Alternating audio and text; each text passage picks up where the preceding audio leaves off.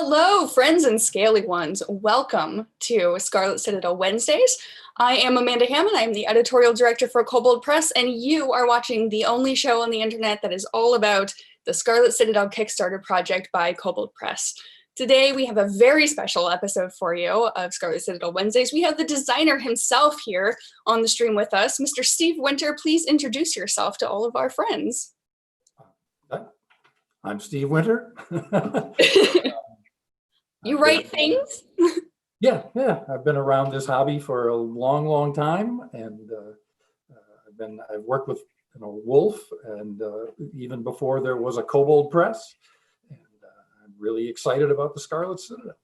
Yeah, tell folks some of the other stuff that you've worked on, some of the other cool adventures that you've written, because you have a very long bibliography. Well, yeah, I mean, how far do you want to go back?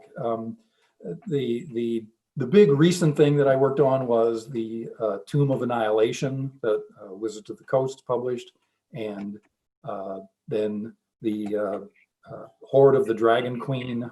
Yeah, that big 4th edition adventure. Adventure. Yeah, those were the big ones that kind of launched 5th edition.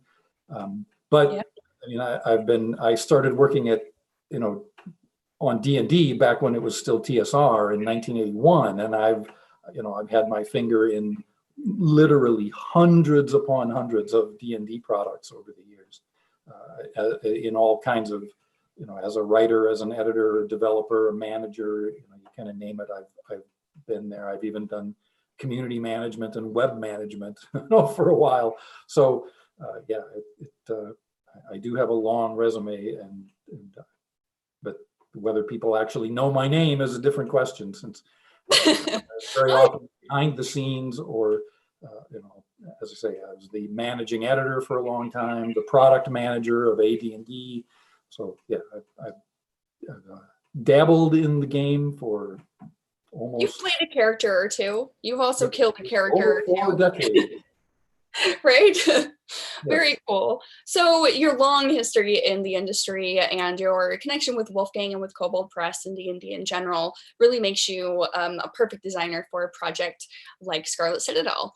So I wondered if you could go back a ways, because I know that Scarlet Citadel has got a bit of a history with Wolfgang and his home game, which is something discussed in the first episode of Scarlet Citadel Wednesdays. For those of you who'd like to go to our YouTube channel and check that out, that's a discussion with myself and Wolfgang about the origins of the project. But Steve, I wondered if you could talk a little bit about how you came to be associated with this project. How did Wolfgang drag you on board? What terrible secrets did he reveal or blackmail you with to convince you to work on this?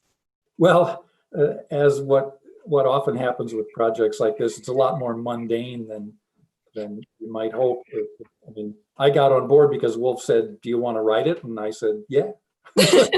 So, but in terms of kind of how it came to be, I guess, Wolfgang had put together a fairly good-sized outline of what he wanted the adventure to be, what the different elements he wanted to include, and kind of how he wanted things to unfold, what sort of creatures would be involved, that kind of thing. And he passed that to me, and that was at a point where, I guess I had tentatively said yes at that point, and he was like, "Well, take a look at the outline and let me know what you think." Yeah. So yeah, that was when I kind of tore into the outline, and I made more notes on it, and that was it. Sort of grew from there, right? Yeah, that's very familiar. I'm very familiar with that process, with the well, maybe just take a look, and it's really just like laying enticing breadcrumbs down, right? Where you say, maybe I want to work on this, and then you see the outline, and then you see the details of the outline, and then you start to work up how you would do the project, and all of a sudden, now you're on Scarlet Citadel Wednesdays talking about a 90,000 word dungeon that you've written.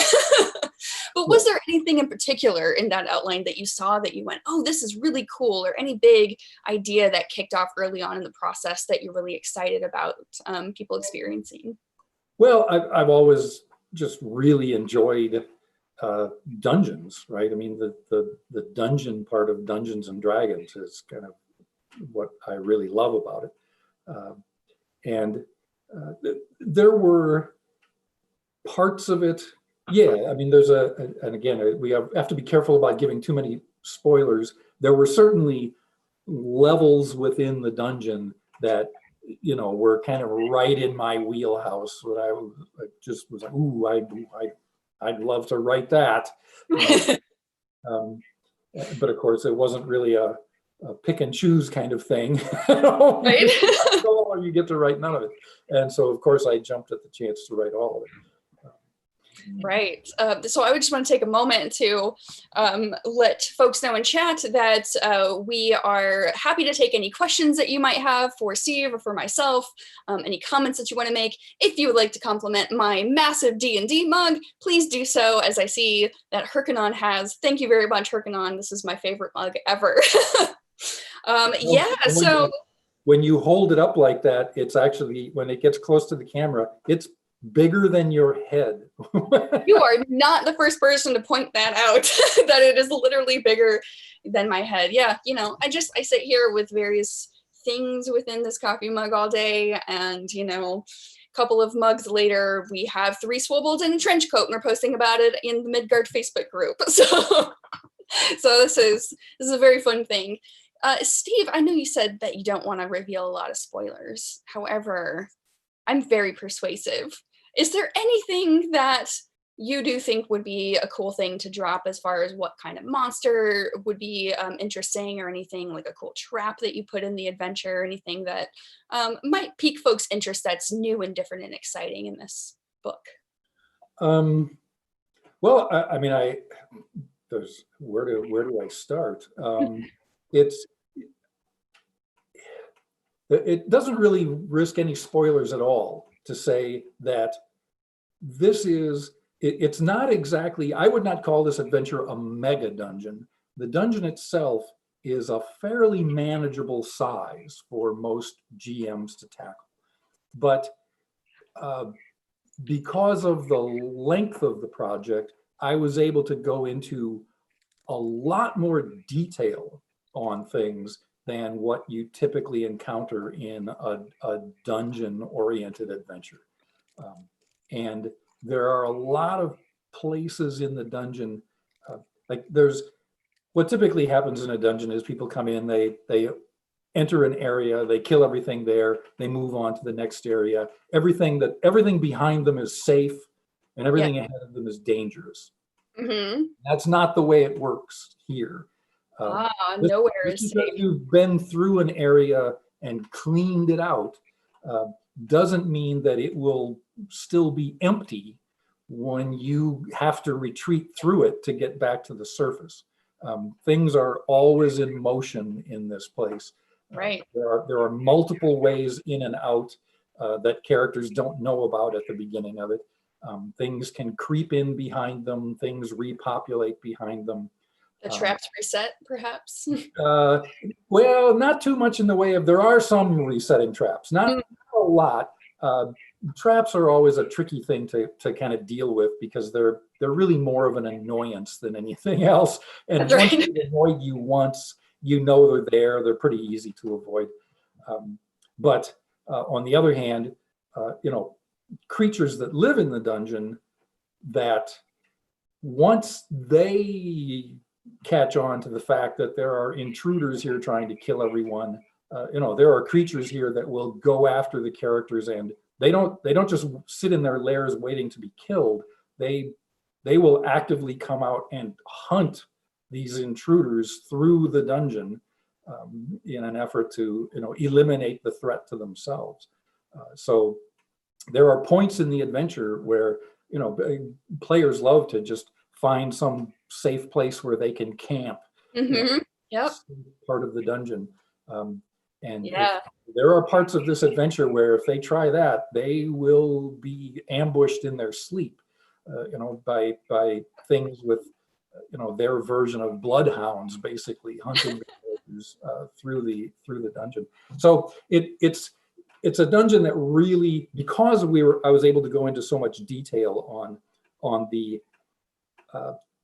societies is too big a word maybe, but just on the cultures of things that live in the dungeon. they're not just all mindless monsters. There are things here that have an agenda of their own. They have their own goals. They are pursuing things that the characters are interrupting.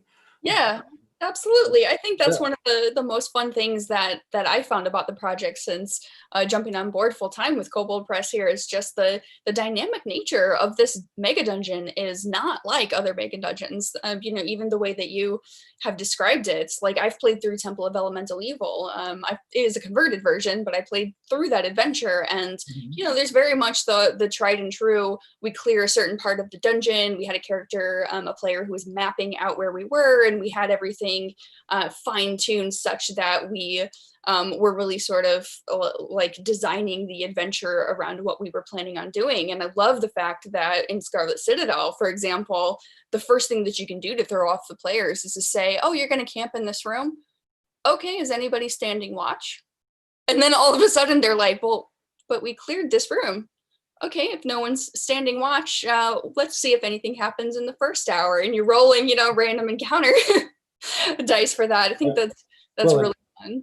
It can be even worse than that. You know, there are places where if they barricade themselves inside a room for safety, if the monsters find out they're in there, the monsters don't need to fight their way in. All they need to do is keep the characters from getting out, right? It becomes a situation where if these intruders want to survive, they need to fight their way out to get back to the surface, or they're just going to be starved to death in the Exactly. They think that they've barricaded the monsters out, but what they've really done is barricaded themselves in. Now they're really locked themselves into a corner that they're going to have a hard time getting out of.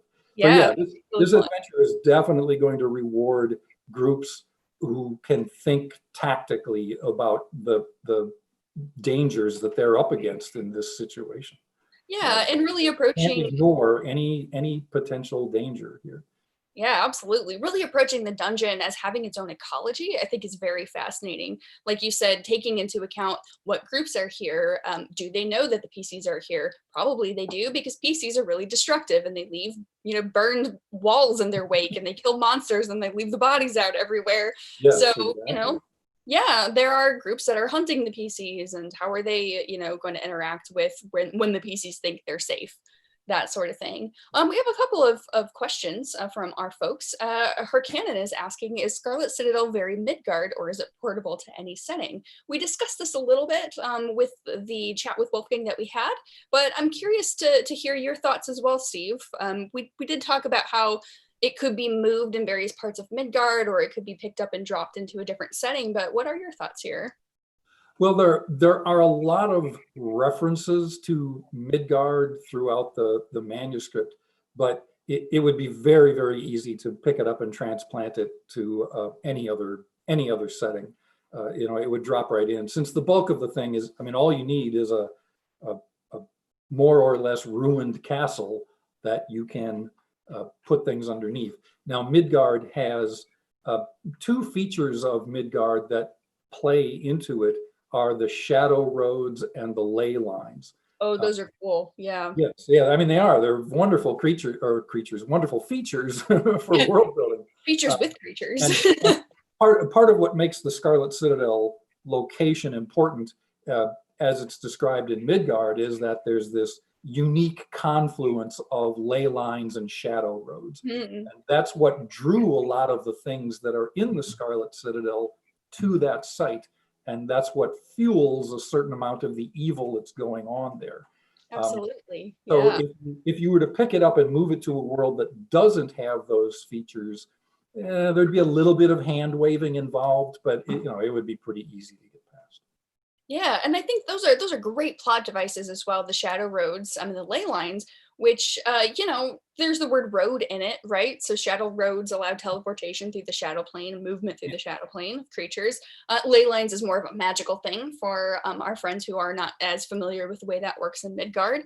But it's about drawing powers from various ley lines, based on mythology of ley lines, that there are veins of magic flowing throughout the earth, and where they converge are points of power. And Scarlet Citadel happens to be, is it along or on one of those points of power, Steve? It's as I think it was described as a place where two or even three ley lines intersect, which is apparently a very, very rare, if not unique, location within Midgard. Typically the ley lines are, they are separate, and so to have two of them intersecting and running right on top of a shadow road for a small bit of length is pretty much unheard of. And you have a situation like that, you get crazy wizards show up to study that, because exactly. it's like watching a solar eclipse, right? There's nowhere else in the solar system can you see a solar eclipse except right here. So except right here, and instead of a solar eclipse, there's a whole bunch of monsters from ley lines and shadow roads. Right. It's like if there were creatures living on Saturn and Neptune and Mars, and they wanted to see a solar eclipse, they would have to come here to Earth. Total eclipse of the monsters. Gotcha. So Zolvar has a pretty good question, and Steve, this alludes back to what you mentioned about evil being able to congregate in this very special place, this confluence of ley lines and in shadow roads. Zolvar's asking, are the ley lines corrupted, or how is evil actually appearing? Is there a corruption of ley lines, or is it more of just like a beacon for these evil creatures? No, I mean, the ley lines themselves, I haven't delved into anything like that. It's more any corruption in the area just comes from the fact that there is such a concentration. And again, I can't give away the big spoiler here.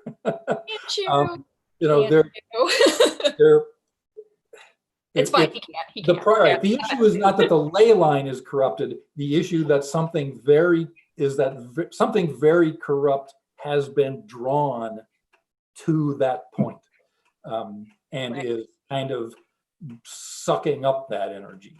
Okay. I see. So, yeah. Okay. Well, we will leave that as a secret to be revealed within the pages of Scarlet Citadel. This kind of leads us into something that folks have asked about on the Kickstarter, which is about meta plots and threads that are woven throughout the various levels of the dungeon. One of the questions that has come up in the comments is not so much a question, but kind of a comment that they've run mega dungeons before, dungeon crawls before, and they struggle to sometimes find a thread to connect the players throughout the whole experience, rather than to just keep moving forward to kill monsters and take their stuff. And I know Scarlet Citadel does have a number of meta plots and reasons for the players to continue to be intrigued and learn about things. Can you tell us about some of those and some of the big players within the plots? Sure. One thing I like to shoot for when I'm writing any adventure is to have an element of mystery involved. I always like a situation where neither the characters nor the players fully understand what's going on when they get involved in something. And so that's definitely the case here.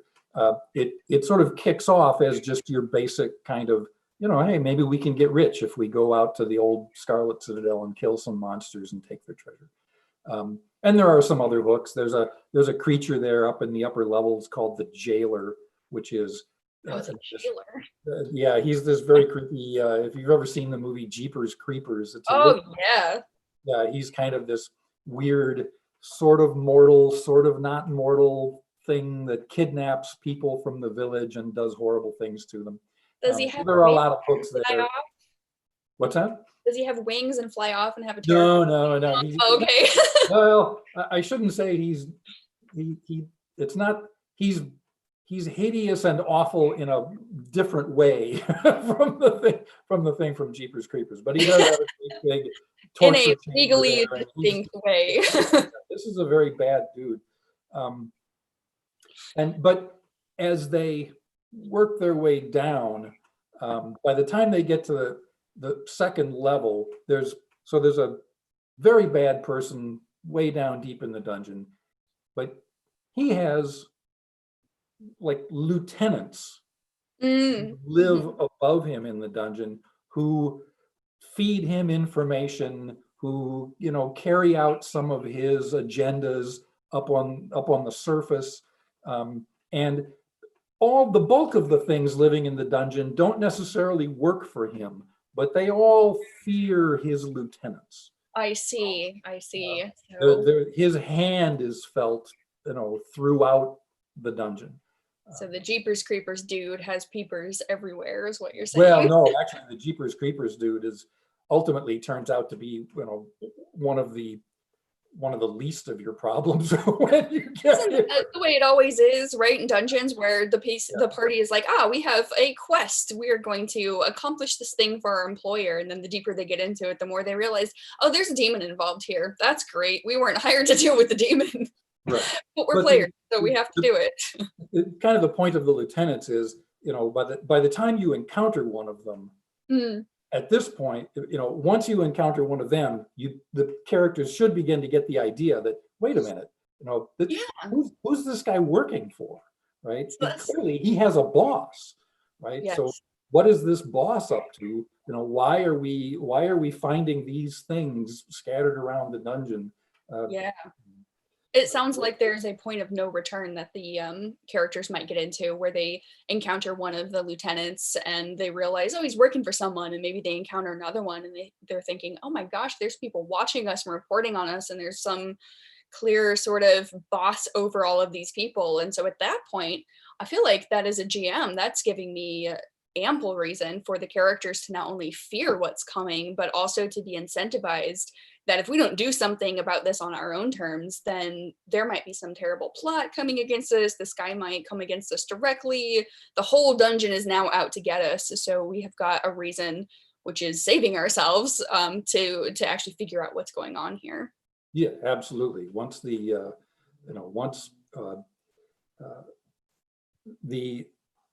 main villain at the bottom of the dungeon actually doesn't care about the characters too much at the beginning, because there's so much beneath his notice. It's just sort of a situation. That's why I have lieutenants, right? They will deal with it. But yeah, there is a point where when you are right around the middle of the dungeon, there is a level that is extraordinarily dangerous and difficult to battle through. And in fact, if there's going to be a TPK at any point in the dungeon, it will probably happen there. And if you get a group of reckless characters who don't pay attention to the fact that there are a lot of ways for the monsters to get around behind them and cut them off from escape, they can easily get in over their head. And once they get past that level, there's only one way down, and it is extremely difficult to come back up. So it's like you're committing all or nothing if you go down that hole.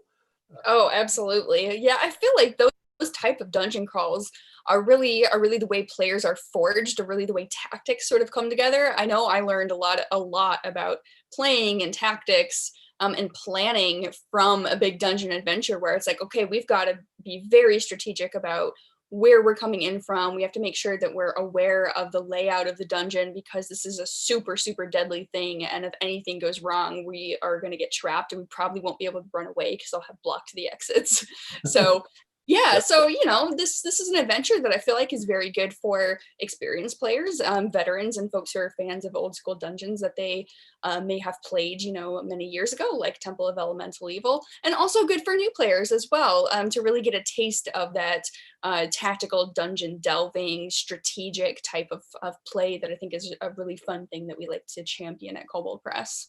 Yeah, I actually. There's a note right at the beginning of all of this to the GM, telling the GM, if your players are not accustomed, there are a lot of players who don't really have the mindset that running away is a valid tactic. And I tell them it's before the first episode, before your first actual play session, you really want to make them understand that they are going to run head on into things they cannot defeat. With running away screaming is an option. You've got to fall back, regroup, and come up with a better plan based on what you just learned. So Yes, yeah, absolutely.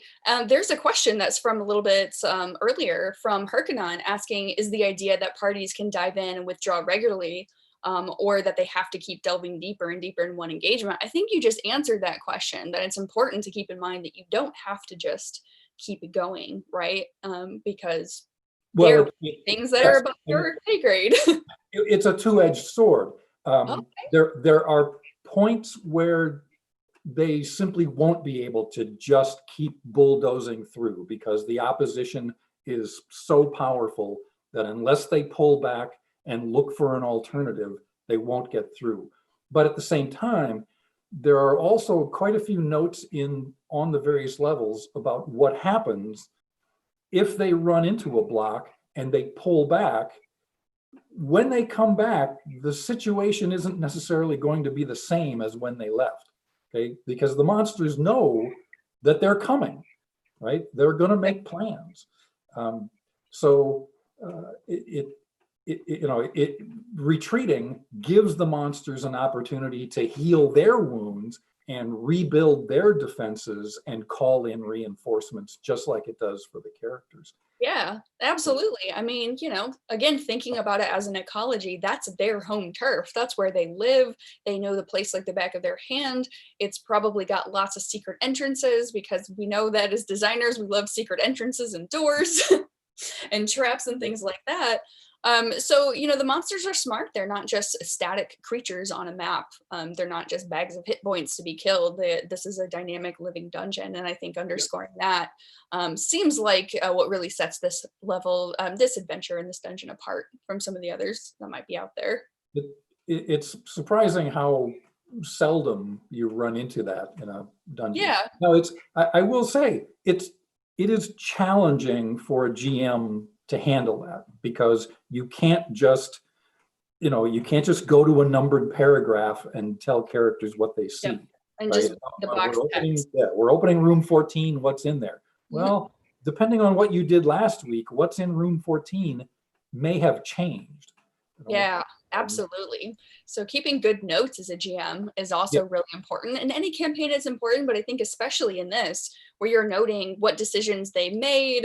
And I think the players will probably learn pretty quickly that what they've done is having an impact moving forward when they notice that, the I don't know, for example, a sarcophagus that they've opened and they looted a bunch of stuff is now harboring a swarm of something that will pop out at them. I think they'll start to become more cautious. And it seems like that would be really, really fun as a GM, but also challenging. So GM should probably have a heads up on that.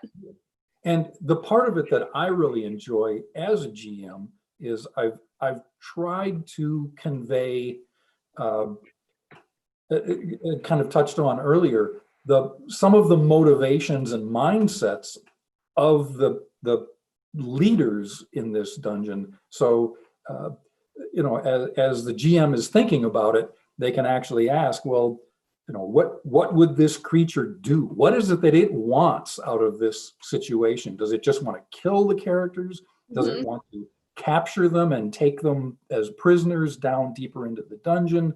Is it trying to accumulate something? How is it going to respond? And the GM gets to do a certain amount of role playing, even if they're not in a dialogue situation. They get to kind of role play the commanders of these monstrous forces and figure out what's their next move going to be. Yeah, and like you said, what are the monsters' motivations? What do they want to accomplish? Why are they there?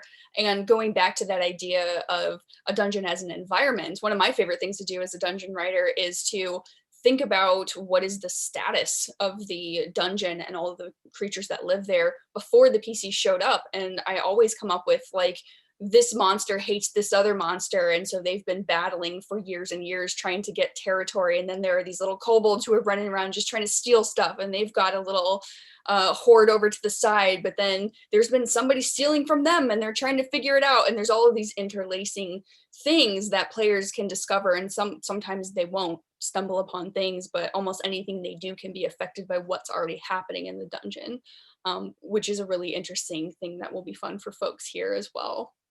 Yeah, there's a level here that is set up a little bit, a kind of a Yojimbo type situation where there are two groups of related monsters that don't like each other. Yeah, and there's a turf war going on or whatever. Well, yes, to some extent, but there's also this lieutenant of the boss who kind of lords it over all of them, and they hate that person even more than they hate each other. And so Nice. but altogether, they're far too powerful for the characters to just battle their way through. But if they play their cards right, they can join up with these two monsters groups to take down that's cool. the powerful person here. And then the other two groups are going to start trying to use them against each other. And again, if they're smart, they can use one group to wipe out the other group, and then they only have one weakened enemy to deal with at the end. Which is way more interesting, right? That's way more interesting than just going into a dungeon room by room and killing stuff and taking their stuff and moving on. Yeah, that's very much so. Fun. The challenge is getting players to understand that's their best option, and that they don't just automatically try to kill whatever they run up against. Yeah, and that leads us into a great question from earlier from Lady Lililin, who's asking, how would you as the GM get players together to go on this adventure? Like you said, there's all these great things in the book, all these plots, all of these schemes, all this cool flavor, but you've kind of got to put together your PCs and give them a brief of why are they doing this thing? What would you do as a GM? I think we have the town of Red Tower, which has been, I think, either has been or will be covered in Warlock magazine. And I'm not sure whether any information. It just came out. Mm-hmm. Right. And I don't know whether the plan is to include any of that information in this book as well. But that's the base of operation. Just hit a stretch goal. Yeah, for characters heading out to the Scarlet Citadel, it's just a few miles away. But so, as I mentioned, this character, the jailer, and his minions, they prey on merchants that are traveling through the area. There are plenty of opportunity for missing persons cases. I mean, that's kind of it's not kind of, it is, one of the big stereotypes of these games is, try and track down what happened to this person. But it's a great hook, right? Totally. Person in peril, if you consider yourself a hero, you've got to do something about that.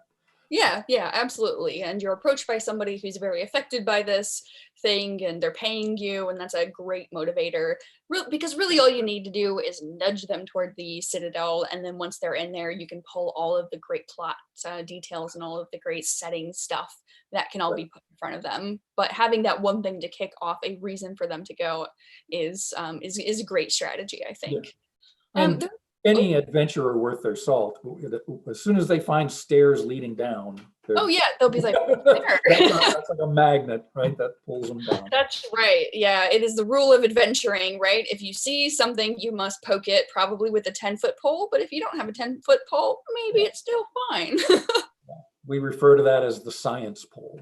The science pole, yeah, for science. For sure. So Zolvar is asking, and I think this goes back to what we were discussing right before this. How do you prevent risk-adverse play following mistakes? Because you talked about how things can backfire. Something that you've done as a party can come back to sort of haunt you later for reasons that the monsters are reacting to what's been done. What happens if you sort of overcompensate and the players just go, oh, we don't want to do anything anymore? How do you avoid that? Yeah, well, so the adventure does not address that directly. That's really kind of a GM problem. But I mean, I've certainly seen it happen more than once where, characters just sort of realize, they get the idea that this is beyond our pay grade and all they want to do is retreat. If I were the GM in that situation, I would stir up the monsters and launch a raid against Red Tower, and make them come back and deal with it. Because and who's to say if you've got a bunch of cowardly characters that they don't just pack their bags in the middle of the night and leave Red Tower to its fate? That's impossible. But there's there's the whole idea of, the social contract between GM and players, right? If we're going to sit down around this table and play, I have an adventure here that I want to run, and there's a tacit agreement that you will all play the adventure. You will make a fair, what's the word I'm looking for? A good faith effort to throw yourself into this adventure. And I really think that in most cases, if people are playing characters, frankly, I've had way more issues at the table with characters who are overeager and too reckless than with characters who are too cautious. Maybe that's just my friends. It'll be different, but all those science polls that they have. Yeah, no, that's a good answer. And sometimes just taking players aside out of character, completely out of the game, and just saying, I've noticed that you've been kind of concerned about this, and talking through, what they might be struggling with and kind of getting a sense of where the group is at can also be really helpful. Well, and that's a fantastic point. I have at seminars and online, whenever that question comes up and people say, I have a player in my group who's causing this problem, what should I do? And my answer is always talk to them. That's just, and you don't have to do it at the table. You don't have to do it in the middle of a game session. You can do it in email if you're uncomfortable doing it face to face. But that's the way people resolve problems, is by talking them out, right? Exactly. And keeping in mind that, it is of course a game, and it's for everybody to have fun, right? But it's a social activity like anything else, in which everybody needs to be on board. Everybody needs to have bought into that social contract. And as long as everybody, is wanting to have fun, and the GM is aware of their responsibilities, to run the game in a respectful, responsible way, everything should be totally cool. And communication is important, like you said. And typically a player who's causing a problem isn't doing it to be malicious. They typically don't even realize that what they're doing is causing a problem for someone.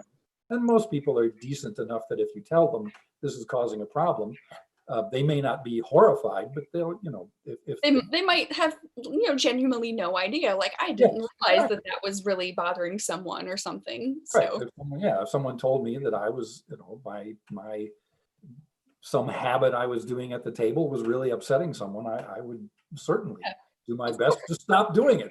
Of course, yeah. Oh, so we've got another great question from BR Hodes, who is asking about the atmosphere in the Scarlet Citadel.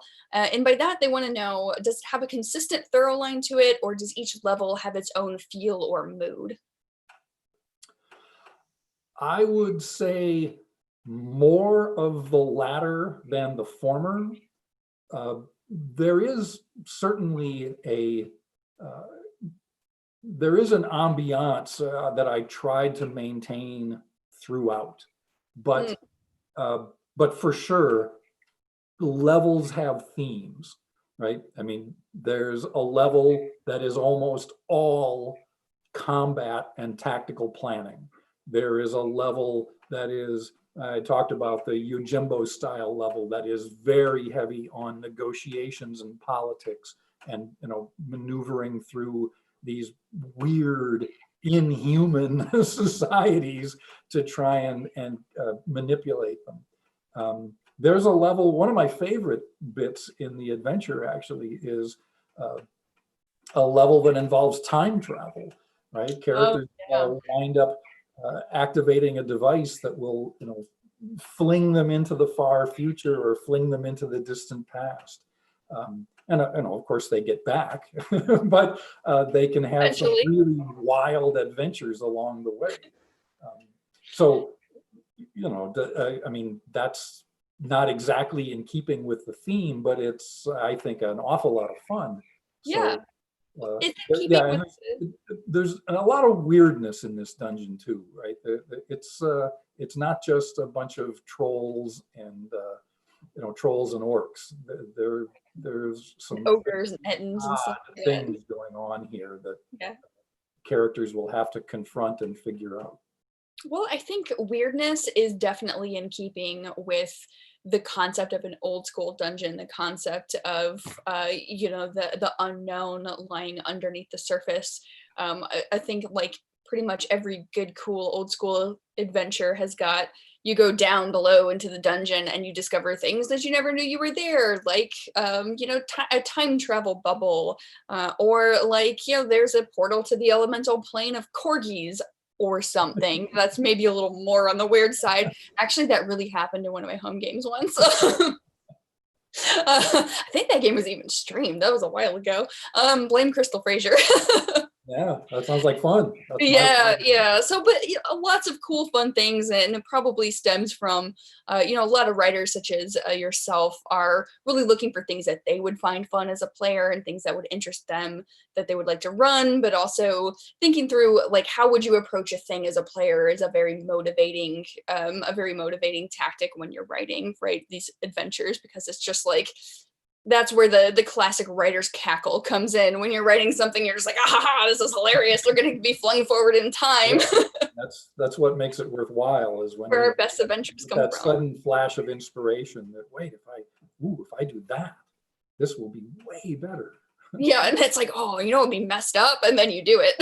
Yes. Exactly. I mean, like the time travel idea was something I desperately wanted to do, and I knew it was perfectly on travel's hard with what was going on. Yeah, I knew it was on theme with what was happening on that level, but the mechanics of how to make it work was the thing, and that just kind of percolated in my brain for a while until the idea finally came. I thought, okay, this will work.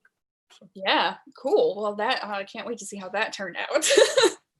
Oh, we've got another question from Herkanon, who's asking, again, back to what we were talking about before about nowhere being safe and monsters being able to prepare for the adventurers wherever they're camping. Are there good resting points in the Scarlet Citadel where the party can get a full night's rest, or is there literally nowhere that's safe? Oh, no, it can be done. Certainly it can be done early. The earlier you are in the adventure, the more likely you are to be able to carve out a safe haven within the dungeon itself. Once you get to, I mentioned that level with lots of heavy combat and a lot of tactical thinking, those are the things that will, if they think they can get an advantage, if they get the idea that you may be camping on the level above, they will come and scour that level for you. And if they don't find you there, they will come and scour the level above, because it's their job. They work for the guy at the bottom of the dungeon, and it's their job to hunt you down and kill you if you're trying to get past them. And they are terrified of him. They may be scared of you, but they're terrified of him. So, he's the bigger evil, right? Yeah. So yes.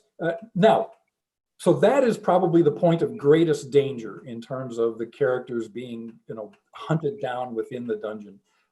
Once they fight their way through that level and pass on down below, then it eases up a little bit again, and it becomes possible to find some safe havens.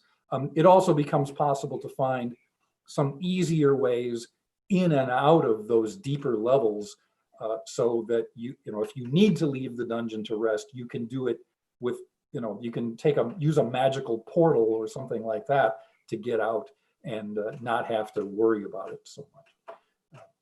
But so you're not entirely a dungeon tyrant. You have provided a few options for folks to be able to survive your adventure. Yeah. Oh, sure. Right.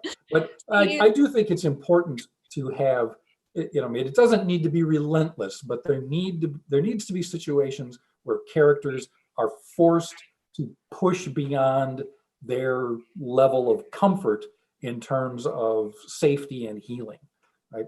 One of my favorite sayings regarding RPGs is, if there's no danger, there's no heroism. So if you want to consider yourself a hero, you've got to put yourself in danger. Yeah. Frankly, once characters get up above 5th level or so, they're so hard to kill in 5th edition anyway. It's true. Yeah. If 2/3 of the party is down at 0 hit points and making death saves, maybe it's a little bit more of a I dangerous. consider that fight to be perfectly balanced. But, not without options, right? Just as you described, the various Right. get out of jail cards in secret Right. A entrances. lot of ways for characters to come back from 0 hit points. So. Well, you all heard it here first on Scarlet Citadel Wednesday. Steve Winter is a benevolent dungeon overlord, and you might not die if you're lucky in the adventure. Of course, Okay. I've also written for Wolf on the blog that one of my what I consider to be one of my best pieces of advice to new players is take your first character, play them for a session, and get that character killed. Yep, just that right there. Right. First, you probably made a lot of mistakes in designing that character because it was your first one. And you would, there are things you're going to want to change anyway. And second, it teaches you that having a character killed in the game is just not that big a deal. You just create another one and keep going. If you really like that character, you make up, his brother or her sister and keep on going with a few fine-tuned changes and keep going. Yep, I had players doing that in a campaign that was one of my longer running ones a long time ago. People coming with, they would literally erase the name on the character sheet, change one letter. This is my new character. Yes, I've done that too. Oh gosh. So we only have a few moments left in the stream, a few minutes here.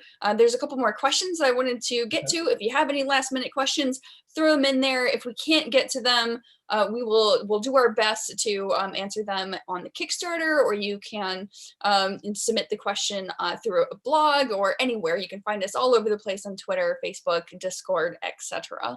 A couple more questions that we have here from a Map Hatter. I'm sorry, I almost mispronounced that in an embarrassing way. Wants to know, on the scale of complexity, easier versus harder, where does Scarlet Citadel fit on that scale? They mentioned that the trend in video games has been to make things simpler for the players. D&D, it's kind of arguable. I think like earlier editions were much more complex. In the 3.x edition, the 5th edition is a little bit more simple. But where does sort of Scarlet Citadel fit in on that scale? Well, if the question is directed at it from the perspective of the GM, I would say it's certainly a more complex adventure than your typical old school dungeon.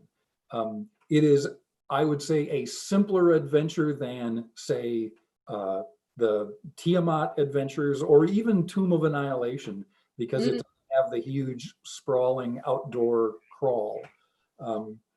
It's a contained environment, so you have that working for you.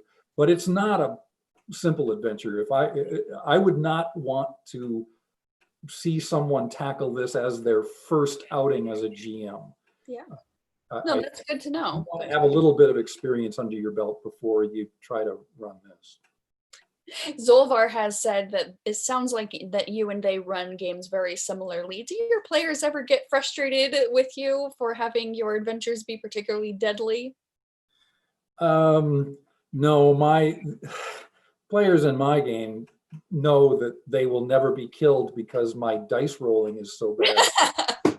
Try as you might. Yeah, I just posted a thing on Facebook a few days ago that I had a game where, I finally hit someone with this climactic attack that did 10d10 damage. And then I rolled a string of 2s and 3s and they just shrugged it off. And frankly, I don't care that the attack didn't kill anyone, but it really hurts when the players are basically just laughing at my monsters because they can't hurt me. That's the worst. I want them to have a little respect for these monsters. So.